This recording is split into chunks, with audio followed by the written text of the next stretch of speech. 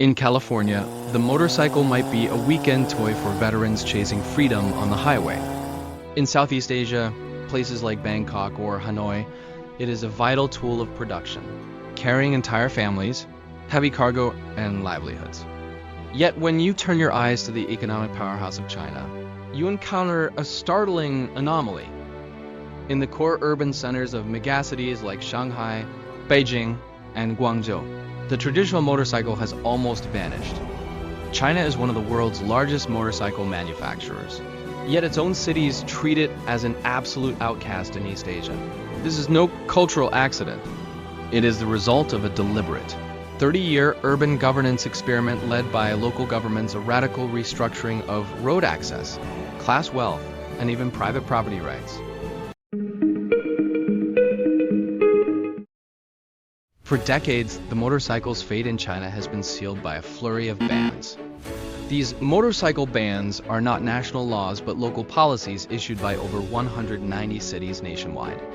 These policies share a common feature, a one-size-fits-all approach, banishing motorcycles from core urban areas or halting registration entirely. This aggressive measure has created a striking contrast with China's neighbors. While the air in Hanoi is thick with the fumes and roar of thousands of engines, in a Chinese CBD, you primarily hear the low rumble of cars and the silent whoosh of the new monarch of transportation, the electric bicycle. This policy vacuum instantly gave rise to the world's largest e-bike market. Hundreds of millions of electric bicycles, with their lower costs, zero emissions, and often minimal licensing requirements, rapidly filled the void left by motorcycles. This seemingly successful electric victory, however, came at the cost of the more efficient, longer-range traditional motorcycle. To grasp the ban the motorcycle movement, we must peel back the initial justifications offered by city managers and delve into the hidden economic forces at play. It's a classic narrative of surface justification masking deeper truth. The earliest popular support for the bans was rooted in a crisis of public security. In the late 1990s and early 2000s, before widespread CCTV and monitoring, motorcycles, especially unregistered ones, were the perfect vehicle for crime due to their speed and untraceability. The key phrase at the time was snatch theft by flying motorcycle, a nightmare for urban residents. These high-speed robberies posed a major threat to public safety. The government's immediate response was not to manage, but to eliminate. By equating the motorcycle with criminality, the ban secured the initial public consensus needed for its implementation. As China's economy soared, city managers were desperate to project an image of modernity to the world.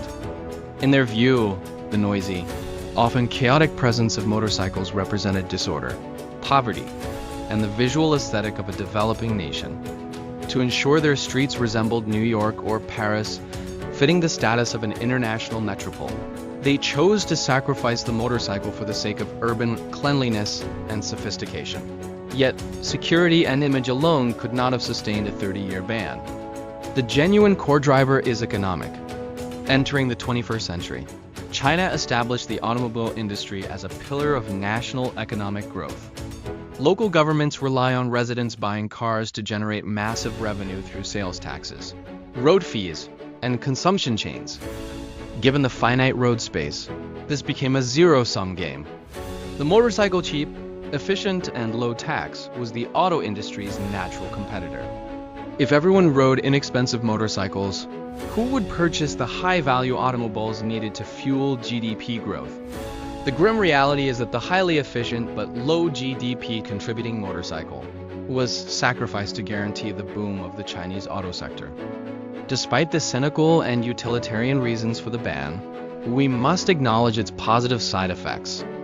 Compared to the cacophony and chaos of Southeast Asian nations, Chinese cities are indeed more quiet and orderly.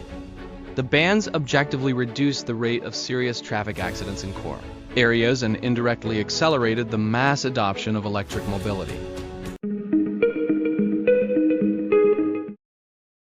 The most profound impact of the motorcycle ban is the clear class division it created, exposing deep inequalities in road access and igniting persistent legal controversy. The ban was not applied equally. It primarily targeted the average person's affordable commuter bike. For the wealthy elite, the motorcycle not only remains permitted but has become a powerful status symbol with specialized plates.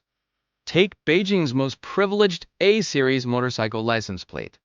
It is one of the few permits allowing access to the city's central area. Since new issues were halted in 1985, its scarcity has skyrocketed its price. This small piece of metal now trades for 300,000 to 500,000 RMB, around $45,000 to $70,000. This is often more expensive than a brand new luxury sedan. The A-series plate is no longer a simple registration document. It is a ticket to the privileged class, a tangible example of capital overriding administrative fiat. This creates a stark contrast. The poor man's transport is eliminated, while the rich man's luxury item is granted a sky-high price tag and guaranteed access. Another significant paradox comes from law enforcement itself. On the very streets where civilian motorcycles are strictly prohibited, you routinely see traffic police and special patrol units riding large displacement, high-performance motorcycles. If the motorcycle is truly unsafe and causes congestion, as the ban claims, why is it the vehicle of choice for the police? This exposes a critical truth. The authorities are fully aware of the motorcycle's superior efficiency and mobility in traffic. Yet this efficiency is strictly reserved for the managing class and denied to the general public. It is a textbook case of double standards. The ban has also provoked sharp legal disputes. At the national level, China's road traffic safety law clearly recognizes and allows motorcycles to be registered and operated. However, local governments utilize local ordinances or notices to override this national law and prohibit their use. The core legal argument centers on private property rights. Citizens purchase a legal commodity, pay national taxes, and acquire property, only to have their right to use that property stripped away by a local administrative order. This conflict between local administrative power and national property law is the crux of the controversy. Despite attempts by owners to challenge the bans in court, the principle of administrative efficiency first often prevails. The Chinese motorcycle ban is a profound case study in Chinese-style pragmatism.